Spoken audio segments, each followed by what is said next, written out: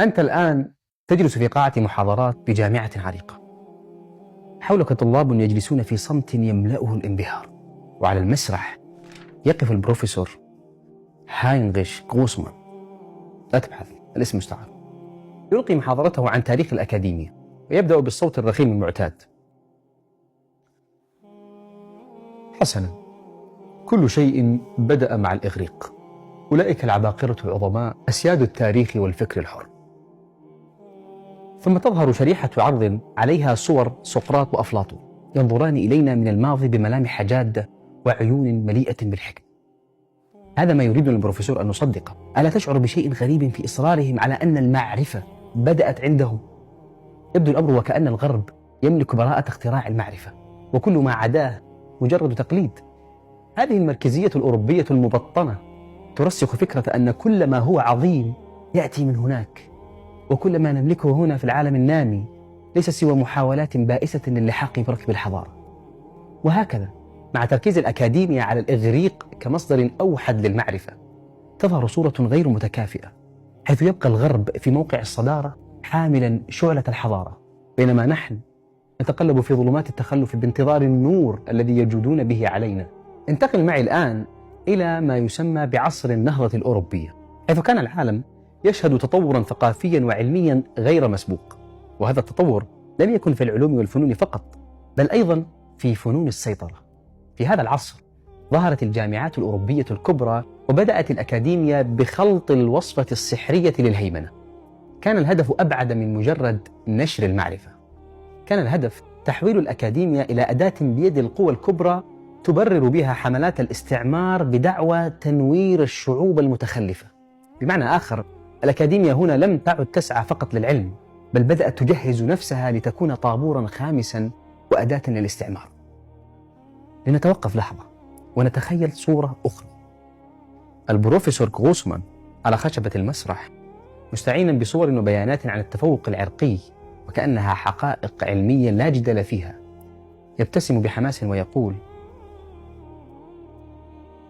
انظروا إلى هذه الأبحاث الأكاديمية الرائعة، إنها تبرهن بما لا يدع مجالا للشك أن الغرب وحده هو القادر على قيادة الحضارة. من خلف ستارة العلم الأكاديمي يظهر الاستعمار بأبهى صورة، ينشر نظريات عن العرق المتفوق والشعوب المتحضرة التي يجب أن تنير الطريق للشعوب البدائية. ما لم يصرح به البروفيسور بالطبع هو أن هذه الأكاديمية كانت تخدم مصالح أصحاب الجيوب العميقة، ليس أكثر. بعد أن تبنى الاستعمار الأكاديمية، جاء الوقت ليجعلها مؤسسة مقدسة. أكوام من الأوراق البحثية والمقالات المحكمة، وآلاف من الكتب التي تحاول إقناع العالم أن الأكاديمية هي قمة الحياد والموضوعية، في حين أنها ليست سوى غطاء فاخر للأجندات. ورقة بعد ورقة وكتاب بعد كتاب تغرق الأكاديمية الناس في وهم الحياد، وتقدم نفسها كمرجعية لا يشكك فيها. ومع كل ورقة ينشر فيها بحث علمي جديد يثبت التفوق الغربي، تنمو سمعة الأكاديمية كرمز للموضوعية.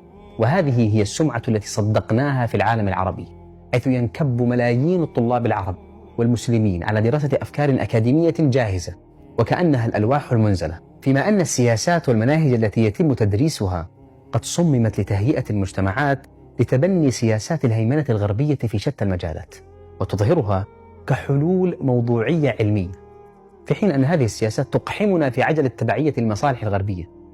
وفي القاعات نفسها تجد أبحاثا عن الدين والسياسة في العالم الإسلامي ممولة بكرم شديد من المؤسسات الغربية، يكتب عن الإسلام والتطرف وكأنهما وجهان لعملة واحدة، ثم تعرض نتائج هذه الأبحاث على أنها علمية، في حين أنها ليست سوى وقود جديد للنظرة الاستعلائية تجاه العرب والمسلمين.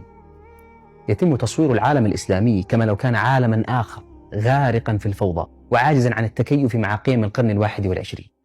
ومع ذلك، وسط كل هذا العبث، ظهر أفذاذ من هذه الأمة ساعين لإعادة تشكيل المعرفة الأكاديمية ضمن إطار التصور الإسلامي الذي يمركز الله الخالق في كل شيء ويقرأ الواقع من خلال منظار التوحيد.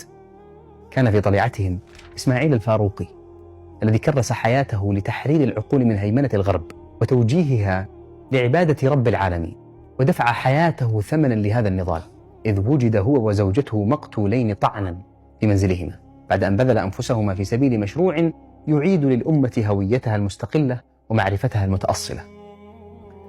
وفي النهاية الأكاديمية ليست عدوا في حد ذاتها، لكن هذا النموذج المفروض من الغرب بكل أدواته وحيله ليس سوى قيد ناعم على الفكر وأداة للهيمنة. المطلوب ليس رفض الأكاديمية، بل تحريرها من هذه الأغلال وإعادتها إلى مسارها الصحيح كأداة تعلي من شأن مجتمعاتنا وتخدم هويتنا لتقربنا من الغاية الكبرى لوجودنا، لا أن تكون وسيلة تسخر عقولنا في خدمة غطرسة الآخرين وجشعهم.